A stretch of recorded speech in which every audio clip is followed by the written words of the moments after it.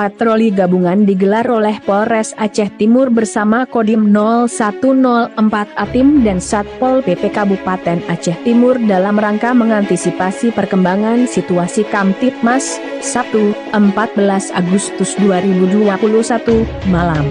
Tak hanya memantau situasi Kamtibmas serta kepatuhan masyarakat dalam mentaati protokol kesehatan, petugas gabungan juga membagikan sembako kepada masyarakat yang terdampak dari PPKM Mikro dan COVID-19.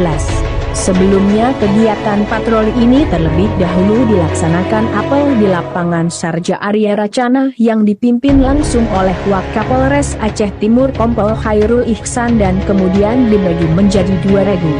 Regu pertama dipimpin oleh Wakapolres melaksanakan patrol di wilayah Ulak dan regu kedua dipimpin oleh Kasat Intelkam AKP Zakiul Fuad melaksanakan kegiatan patroli di wilayah Regu. Wakapolres menegaskan bahwa patroli gabungan ini sesuai dengan perintah pimpinan untuk menjaga situasi Kamtibmas sekaligus untuk memastikan wilayah hukum Polres Aceh Timur dalam keadaan kondusif. Tidak hanya di Polres saja tetapi di Polsek jajaran juga melaksanakan kegiatan serupa bersama Koramil setempat.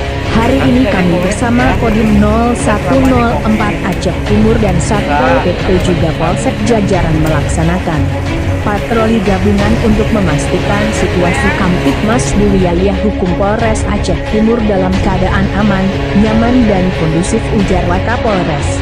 Yang tak kalah penting adalah kepatuhan masyarakat mematuhi protokol kesehatan dalam rangka menekan penyebaran COVID-19, imbuhnya.